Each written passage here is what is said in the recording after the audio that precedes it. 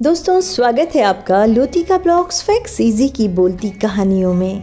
मैं लोतिका आज आपको सुनाती हूँ पुणे की कहानीकारा पुष्पा कुमारी जी की लिखी एक मार्मिक कहानी टेडी बियर। लेकिन अगर आप चैनल पर नए हैं तो पहले इसे प्लीज़ सब्सक्राइब कर लें और बेल नोटिफिकेशन भी ऑन कर लें। तो चलिए शुरू करते हैं। Teddy bear.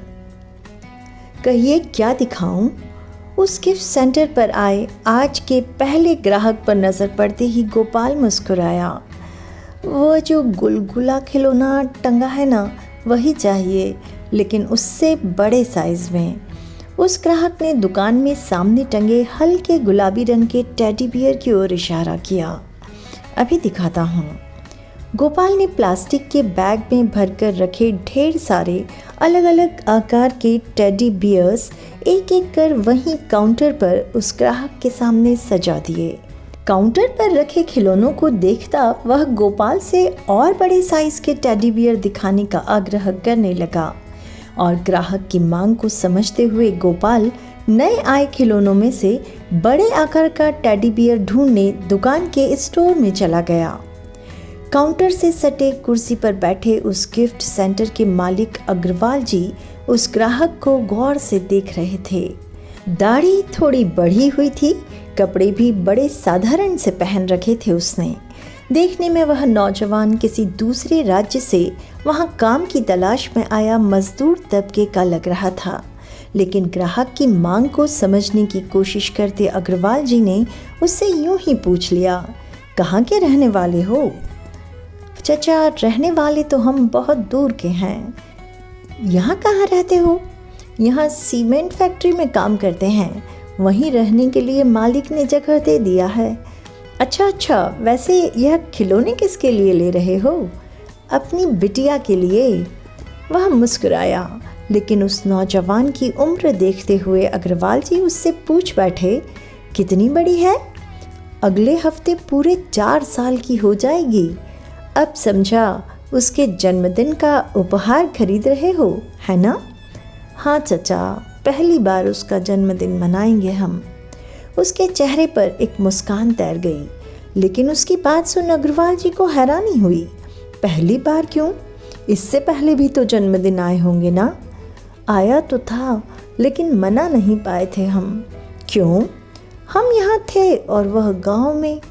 मतलब यहाँ अकेले रहते हो? अग्रवाल जी को उसकी बात कुछ हद तक समझ में आ गई, लेकिन उस नौजवान मजदूर ने अपनी पूरी बात स्पष्ट करना ज़रूरी समझा। 3 साल से ज़्यादा वक्त हो गया यहाँ अकेले रहते हुए। इस बीच तुम कभी अपने गांव नहीं गए? अग्रवाल जी ने आखिर पूछ ही लिया। नहीं जा सके चचा, बिटिया 8-9 महीने की ही थी तब हम गांव में अपना घर परिवार छोड़कर यहाँ कमाने आ गए थे। कभी वहाँ की याद नहीं आई? आई चचा, बहुत याद आई। बरसात में अपने घर की चू रही छत, ढह रही दीवार, इन 3 वर्षों में सब याद आया चचा। अग्रवाल जी उस मजदूर की बात गौर से सुनते रहे और वह बताता रहा, जितना कमाता हूँ ना चचा, सब भेज देता हूँ पिताजी के अकाउंट में। अपने लिए कुछ बचत नहीं करते?